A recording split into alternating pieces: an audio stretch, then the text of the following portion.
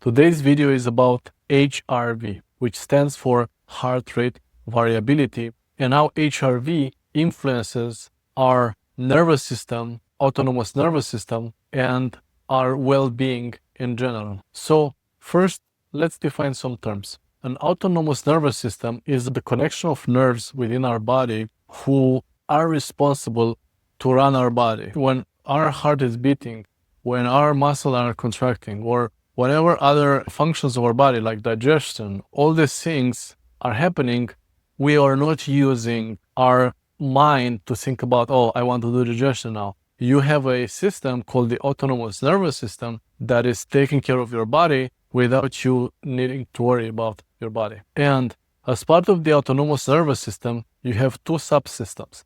One of them is called the sympathetic system, which is the fight or flight. And the second one is called the parasympathetic system, which is rest, digest, reproduction. So depending on how your heart beats, you can be in a sympathetic activation or a parasympathetic activation. Actually, to be more precise, your heartbeats and the distance between the heartbeats, so HRV, heart rate variability, is basically the distance between your heartbeats, the time elapsed between each heartbeat on average on a period of time. So for example, when your heart beats very fast, like boom, boom, boom, boom, boom, and very consistent, you are in a sympathetic activation, meaning you are in a fight or flight state. Your heart is trying to pump, beats faster, pumps blood into the muscles to engage in a fight or a run, cuts blood supply through digestion, reproduction, things like that, because they are considered secondary as importance for your safety in that point of time, right?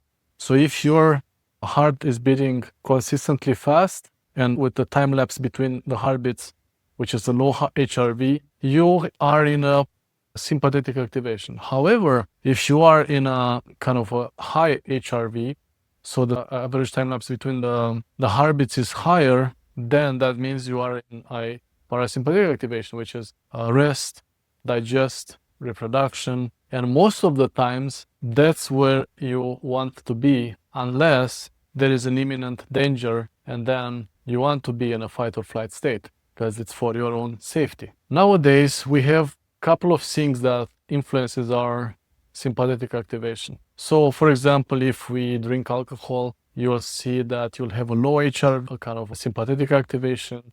If, for example, if you eat things that you do are not healthy for you, you'll see that your body is a stress response, get a kind of sympathetic activation. So there's a bunch of physical things that you do that puts you in a sympathetic activation. However, you can also have things on your mind, beliefs and thoughts that can put you in a sympathetic activation.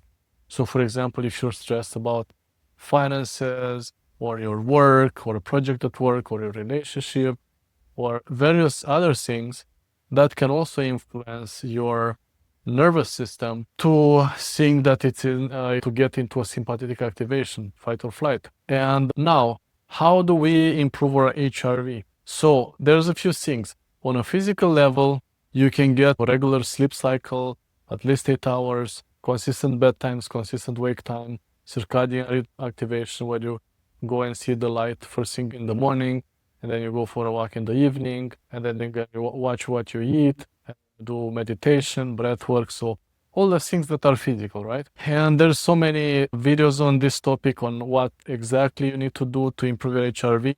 But then on the non-physical level, on the kind of mind level, the beliefs that you have around safety, your past kind of experiences, traumas, current things that's going on in your life, they all kind of influence how your nervous system, if it feels safe or if it activates a sympathetic kind of response, a fight or flight response, right? And that you can get better by journaling, by reflecting on what's on your mind. What are the things that are occupying your mental space, right?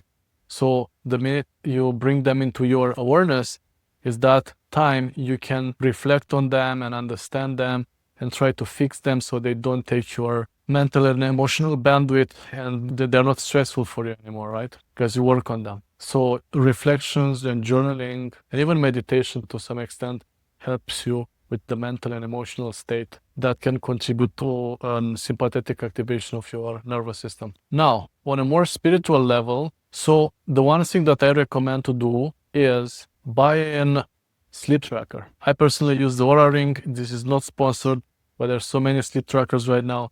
And you want to see your HRV and your nervous system activations during the night, because that's when they matter the most. During the night, you're supposed to rest and digest and regenerate. And then you have to see like a big parasympathetic activation.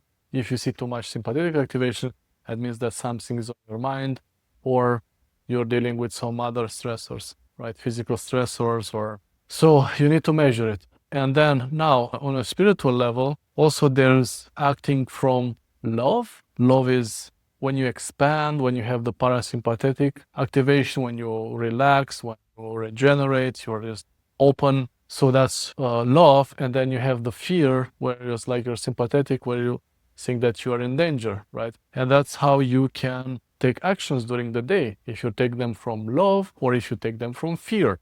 Of course, working on the kind of somatic things, like where trauma lives in the body and what's on your mind and all that stuff, helps a lot with expanding your capacity to be in a parasympathetic activation, to take more space and be loving and be safe.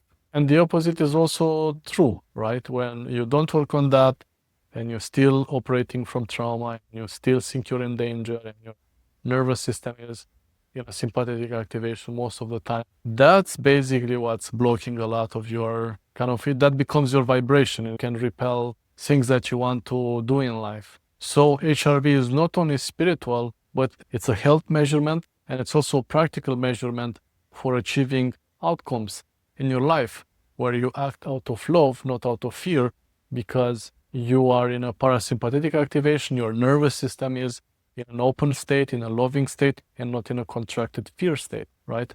So it's a health measurement, but it's also very practical into how you achieve things and how much work you need to do to get into a relaxation mode and a parasympathetic activation, kind of a love mode. All right, let me know what you think in the comments, and subscribe, and I'll see you in the next video. Bye for now.